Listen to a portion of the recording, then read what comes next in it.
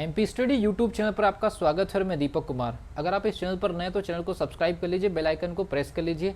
जैसा कि आप जानते हैं कि आज पर्टिकुलर पीएनएसटी का रिजल्ट आ चुका है और पीएनएसटी के रिजल्ट के आने के बाद काफ़ी सारे स्टूडेंट्स ने मुझे अपनी मार्कशीट शेयर करे हैं। मार्कशीट शेयर करने के बाद हर एक स्टूडेंट को अपने एक सिलेक्शन को लेकर के एक परेशानी रहती है।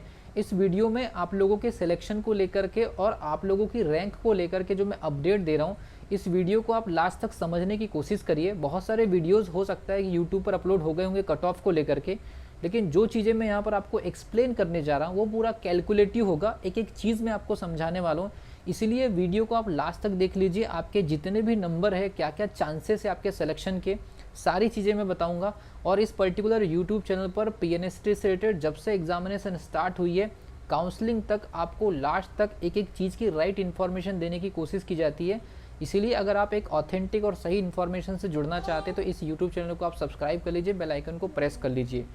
जैसा कि आप जानते हैं कि पीएनएसटी के रिजल्ट आने के बाद हर स्टूडेंट को अपनी कैटेगरी में एक सीट का एक इंतज़ार रहता है, तो उस चीज़ को समझना बहुत ज़रूरी है कि आपकी सीट कंफर्म है या नहीं है, या फिर उसके क्या क्या चांसेस है और इसके पीछे क्या क्या स्टोरीज काम कर सकती है। तो सबसे पहली चीज़ समझते हैं सीटों की जानकारी को लेकर के कि आपकी कैटेगरीज में सीट कितनी है, फिर आपकी रैंक के हिसाब से वो कितना वेरी कर सकता है, और फिर क्या उसमें चांसेस है आपके सिलेक्शन के लिए, और क्या क्या वजह हो सकती है इसके पीछे की वजह, इसके पीछे जो वजह हो सकती है उन सारी वजहों को भी हम डिस्कशन करेंगे।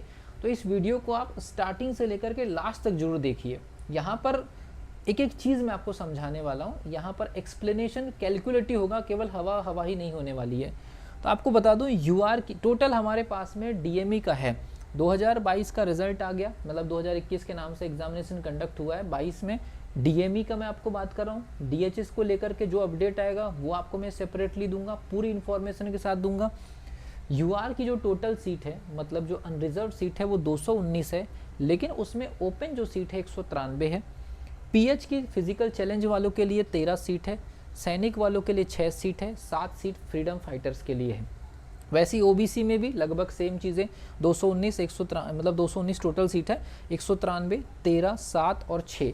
वैसे ही आपका एसटी कैटेगरी में 162 143 7 7 ऐसे डिवाइड किया है इनके जो कैटेगरी वाइज है, ओपन में, पीएच में, सैनिक में, फ्रीडम में। इसके अलावा आपका एससी कैटेगरी में 129 मतलब 129 सीट में मतलब 110 आपकी ओपन सीट है, 7 सीट पीएच को चले जाएगी और बाकी सैनिक और फ्रीडम को, ठीक है।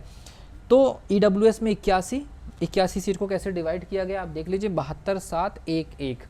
लेकिन एक चीज़ मैं आपको बता दूं, हम जो बात करेंगे इन सीट के हिसाब से बात करेंगे, क्योंकि जो आपकी रैंक आई होगी उसमें आपकी कैटेगरी भी रैंक आई होगी। तो कैटेगरी जो रैंक है आपकी, टोटल जो कैटेगरी रैंक है वो कैटेगरी रैंक हम इसके हिसाब से कंपैरिजन करेंगे, क्योंकि हर स्टूडेंट की कैटेगरी रैंक के अलावा उनकी जो नॉर्मल जो कंडीशन है पीएच या ओपन या सैनिक या फ्रीडम, वो भी उसमें शामिल रहती है।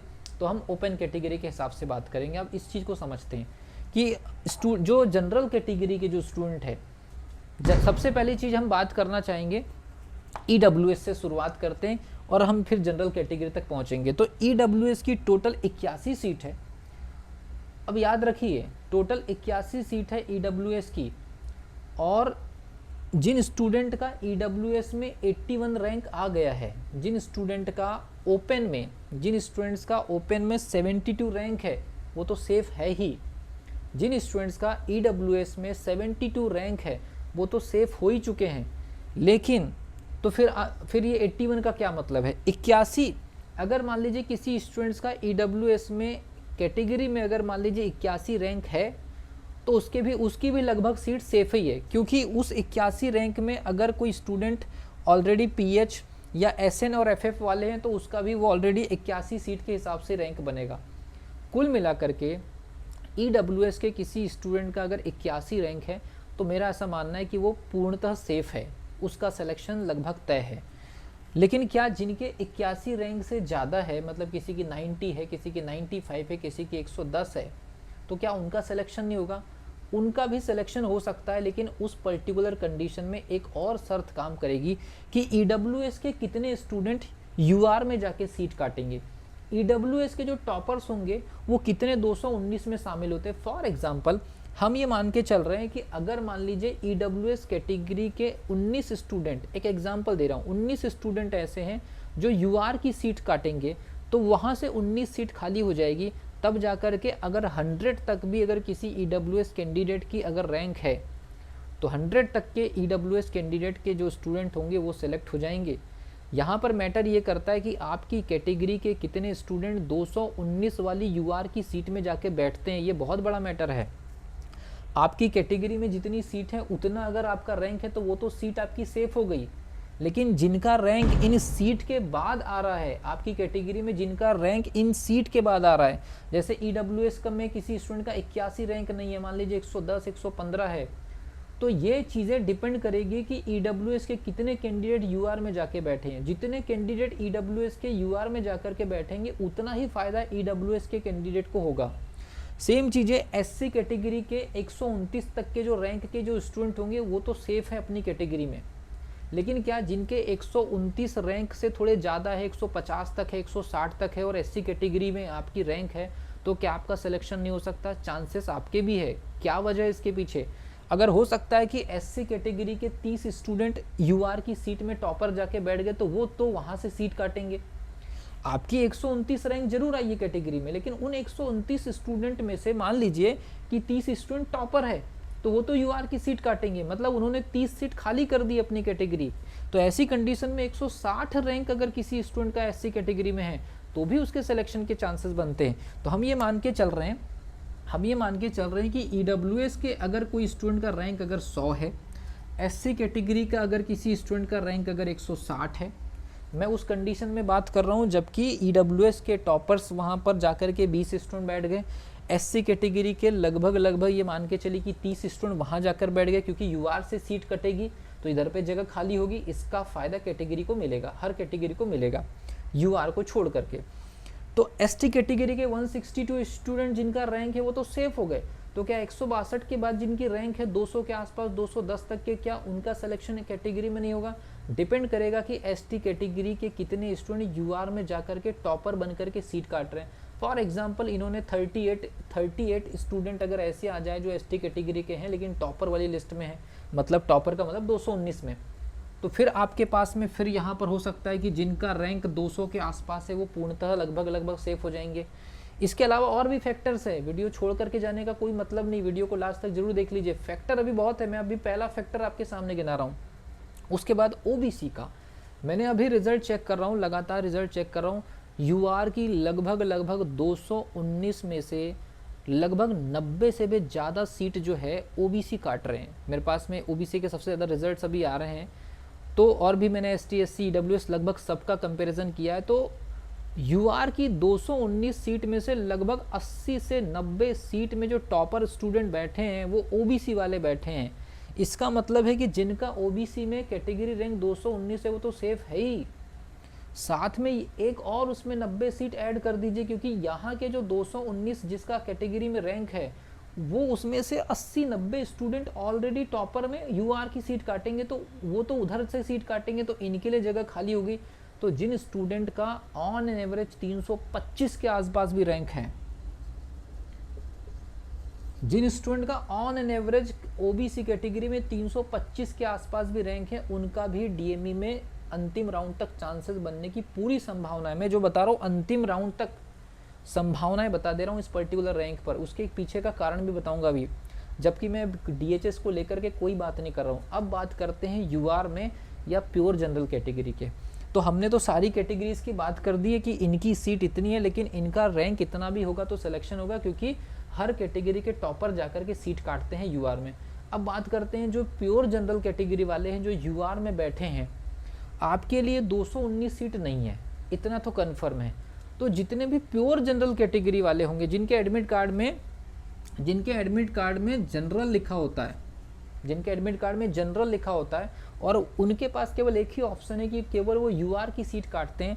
जैसे मैंने आपको बताया कि इन्होंने 90 सीट काट लिए, इन्होंने मान लीजिए कि 40 सीट काट लिए, या एक अनुमान है ये, लेकिन ओबीसी में तो लगभग इतनी सीट कट रही है। ओबीसी के कैंडिडेट 219 में से लगभग 80-90 सीट काट के ले जा रहे हैं। तो अब यूआर में आपके पास में सीट बचती कितनी है?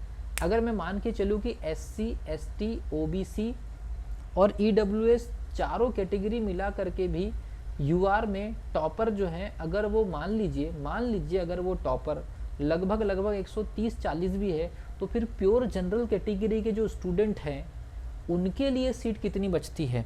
तो उनके लिए सीट लगभग ये मान करके चलिए 80 से 90 सीट या 80 सीट मान करके चलिए। लेकिन अगर आपकी रैंक, अगर आप यूआर में हैं, याद रखिए अगर आप यूआर में हैं और आपकी ओपन रैंक अगर 219 है तो आप सेफ है। फिर आपके मन में ख्याल आएगा जो यूआर के स्टूडेंट है, खास तौर पर जो प्योर जनरल कैटेगरी के जो स्टूडेंट है, हमारी रैंक सर 219 तो है नहीं, हमारी रैंक तो सर 230 है या 240 है। हम जनरल कैटेगरी के स्टूडेंट हैं और हमारी रैंक तो 219 नहीं आई। 219 आती तो चलो हमारे सेफ होने के चांसेस थे, लेकिन हमारी रैंक 230 आई है। तो 230, 35, 240 अगर हमारी रैंक है तो क्या हमारा सिलेक्शन नहीं होगा? आपका सिलेक्शन एक कंडीशन पे हो सकता है, अगर इस 219 की सीट में से कुछ स्टूडेंट काउंसलिंग ज्वाइन नहीं करे या किसी का सिलेक्शन हो गया है नीट में, तो वो तो अगर मान लीजिए नीट में सिलेक्शन हो गया तो वो तो सीट छोड़ चुके होंगे। तो वो डिपेंड करेगा कि काउंसलिंग में इन 219 सीट के लिए एक्चुअल में कितने टॉपर स्टूडेंट अवेलेबल रहते हैं। अगर 30 से 35 स्टूडेंट इन 219 सीट वाले नीट वगैरह जैसे एग्जामिनेशन में सेलेक्ट होकर के अगर सीट छोड़ देते हैं तो वो तो यूआर में काउंट होकर के वो जा सकती है 250 तक के। मतलब अगर आप प्योर जनरल कैटेगरी स्टूडेंट हैं तो आपको तो एक ही रैंक दिखाई देगी आपकी। तो अगर आपकी रैंक 250 के आसपास है तो एक क्रिटिकल कंडीशन में आपका भी सिलेक्शन हो सकता है। ये सारी कंडीशन मैंने डीएमई के हिसाब से बताया है। डीएचएस की सीटें अलग अलग हैं, डीएचएस का अपडेट नहीं आया है। डीएचएस का जब अपडेट आएगा तो मैं इस रैंक में उन सीटों को ऐड करके भी पूरी इन्फॉर्मेशन बताऊंगा। अब कुछ स्टूडेंट्स आ रहे हैं सर आप डायरेक्टली कट ऑफ बता दीजिए। मैं आपको बता दूं किसी भी प्रकार का डायरेक्टली कट ऑफ बताना इतना आसान नहीं है, क्योंकि एक एक नंबर पर 100 लड़कियां हैं। 0.5 के अंदर कम से कम 50 लड़कियों का अंतर है।